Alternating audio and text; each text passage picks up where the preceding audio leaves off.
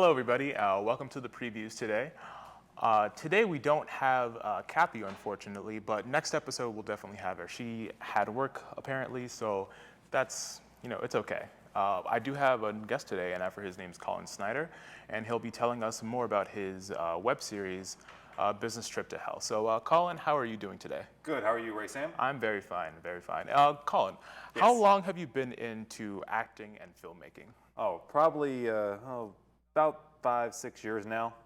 When I first moved to the Boston area, where I was originally coming from, upstate New York, where I majored in like communications, audio radio communications, in the town of Plattsburgh.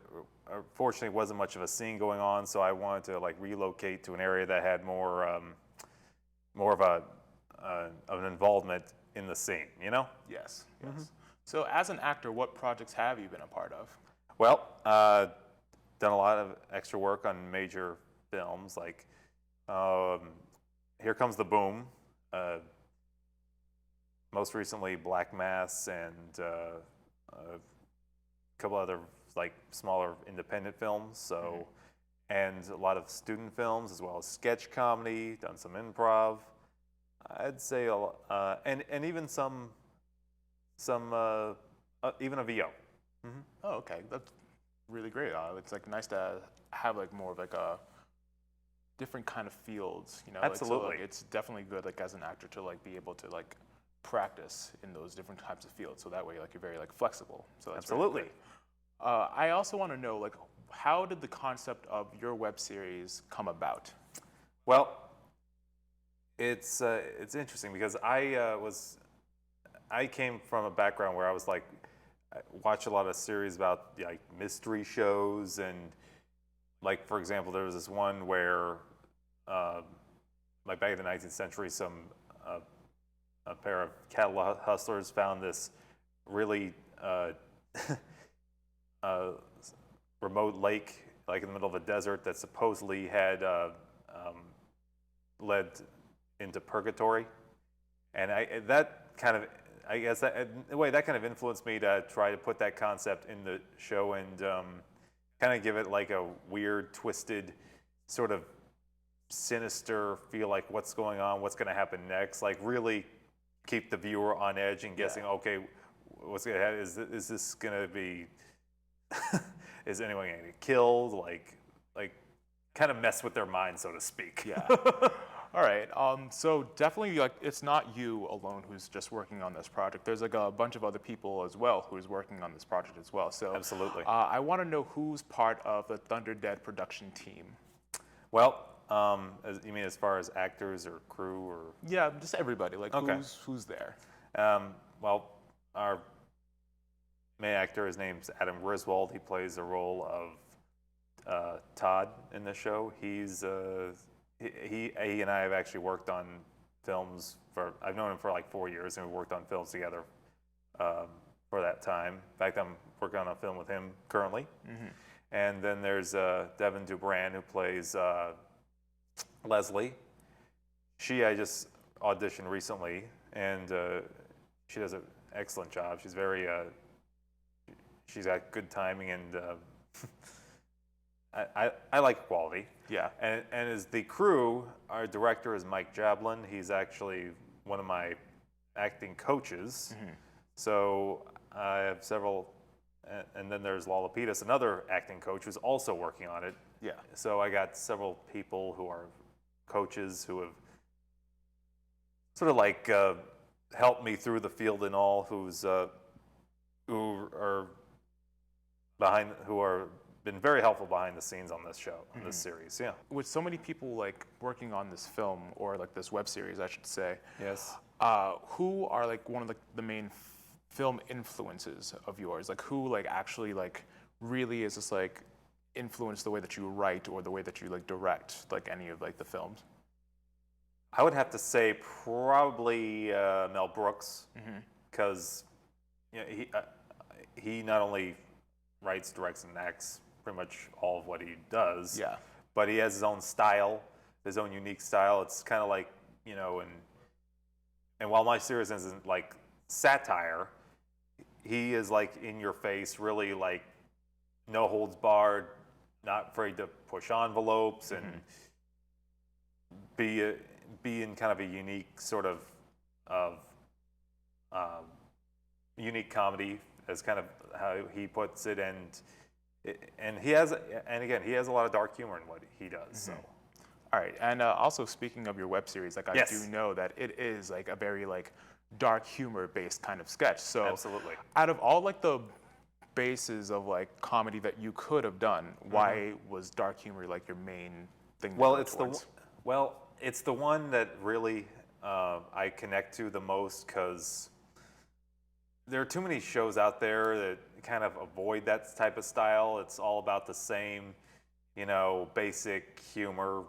I'm not going to name any shows, but it's just so bland and overdone, and there's really no no shows or movies that are really like in your face, not afraid to poke fun at some things that would otherwise cause drama or horror or sadness. Basically, I find humor in just about everything, no matter what it is, how dark it may be. And while there are other shows that try to do that, it's more shock value than just dark humor. Yeah. There's a big difference there. Exactly. So, to me, where you go, there's humor everywhere you look, whether you realize it or not. Even if it's a bad situation, there's that saying, someday I'll look back on this and laugh. Yeah. and so it's true. I mean, you can find, no matter how bad a situation you get, you can find some humor in that. And that's why I relate to it so much. And some people make too much of a big deal over the littlest type of thing. It's just it just gets ridiculous and old, and it just comes to a point where it's like, you find yourself laughing at that situation. Black humor also gives you this message, just kind of say, lighten up. So Yeah. that's what I like about it. All right. I am also like a huge fan of like dark humor myself. Nice. And I also find that like Good. shock value and dark humor, like they're two different like entities, I would say. Exactly. Like it's very like complex to do dark humor right. But that's just like one of those things that like as like a filmmaker, like you need to like learn how to do. Like if you're just shocking someone just to shock somebody, that's not like, you can go for it fine, but like there's actually like a certain art to dark humor. So that's why after like reviewing like what kind of films you were doing or the web series that you were doing, it was actually like really apparent to me that like, oh, if this dark humor like is done very right, then this could be like a show that actually goes very, very far. And I'm honestly looking forward to like seeing how it progresses over time, because I know that you have 2 episodes out right now. Yes. Right. I know that you submitted like the first one, I believe, to the Boston Mafia Film Festival. Could you tell me a little bit more about that? Well, to be honest, I'm not really familiar with Boston India Mafia. I actually just heard about them about a month ago. But they, from what I understand, they specialize on short films, short series. So I figured this would be a good opportunity to post some, because the show, each episode is like usually like 6 to 7 minutes long. So there's a lot going on in there, and a lot of what they cover is like their limit as far as how long a movie can go is like 15 minutes. Yeah. Okay. Were you like ever like have any like doubts about your film at all, or like were you just completely confident in like your web series and say like, hey, I would like to have this get more exposure? Well, absolutely. That's my key. I want it to have more exposure and have more people have as many views as I can. There were times I was kind of concerned of the direction it was going, and certain things we had to work around due to scheduling conflicts. So far, I actually like the way it's coming out, and cast and crew are great to work with, and I really like the quality of it, and the whole eerie factor. Yes. Really makes everyone go like. Again, back to dark humor, like throwing out something you just wouldn't expect, as opposed to shock value where you're just expecting the same old thing. So that's what I want. That's what I want to do for the viewers. Throw them a curveball, basically. Okay. All right. Is there like any like show specifically that right now that you could name is like one of your top dark humor types of shows? Believe it or not, Seinfeld's pretty up there. Seinfeld? Yeah, believe it or not, Seinfeld had elements of dark humor itself. Yeah.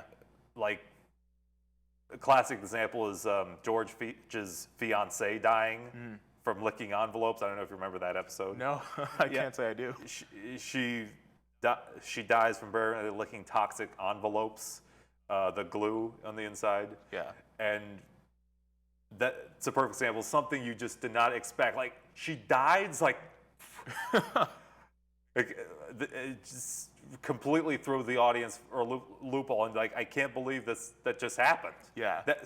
Now that's a classic example. And more recently, Orange Is the New Black, which has become my new favorite show. Yeah. Because that's another show that revolves around something depressing and obviously not a good situation where someone's in prison, but they make light of it as well too. So I like that. Yeah. Definitely like one of my personal like dark humor types of shows is like I love Rick and Morty with like a passion. Like it's on Adult Swim. Oh yes. Yeah, it's like kind of like one of those like it was created by Justin Roiland and Dan Harmon as well. And I'm a huge fan of like Dan Harmon. Like I loved Community. All of his work pretty much. I don't know what it is, but just for some reason like it just keeps on getting darker and darker and darker. And after like I know it can get even further. That's like the best part about it is like how far like are they actually going to be taking this film, and I'm just going to be there for the ride because like I love the whole roller coaster. It gives me like a rush as an audience member, But Collin, what do you do when you're not usually like working on this production? Well, either I'm working on other films, acting in other films, promoting this. Yep. Whether through social media, websites, Facebook, and whatnot. Or either I'm just out and about doing other stuff like doing outdoor activity, hiking, camping, etc. Okay, great. Well, this is the preview, so of course you're going to be debuting one of your clips. So pretty much bring us through like a little short synopsis of the first episode. Okay. The first episode, the three main characters, Todd, Leslie, Blake, which is me, we're first discussing about the last meeting we went to, how dull it was. Then, like, a split second later, we realized we're not on the right road, and all of a sudden we find ourselves completely lost. We end up in this area that's eerily dark, eerily quiet, like not a soul around, and we're trying to figure out what's going on here. So after a few moments, we decide, let's just get out of here. But then we realize we can't. Yeah. We're kind of stuck here, and well, the first couple minutes kind of explain the whole thing. Okay.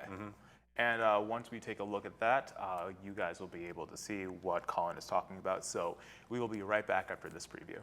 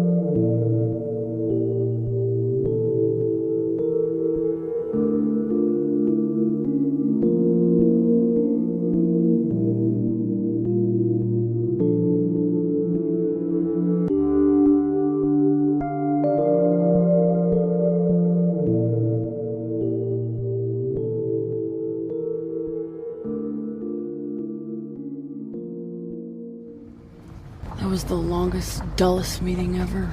Well, we did get a better understanding of why we shouldn't be in sales to begin with.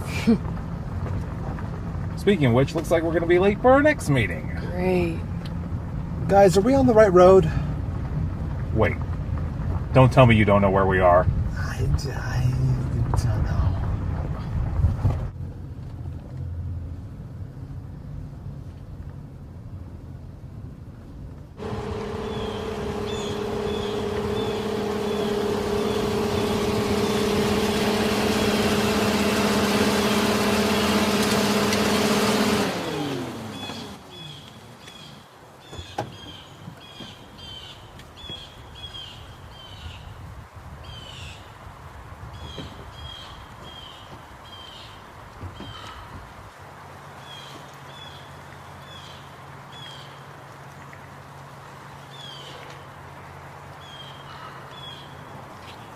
Oh, perfect. I told you to ask for directions at that last truck stop. Hey, why don't we see what's over there? I don't know, Blake. I don't like the look of that place. Let's go.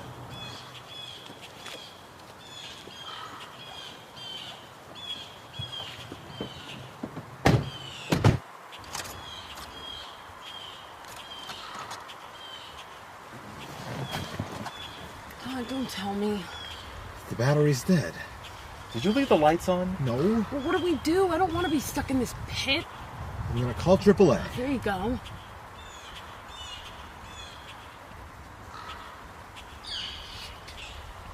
What is it? I don't have any service. Beautiful. It's okay. We'll just have to find a house and call from there. Find a house? Are you out of your mind? There's not a house around here. Well, I'm sure if we walk through the woods, we'll find something. Those woods? Yeah.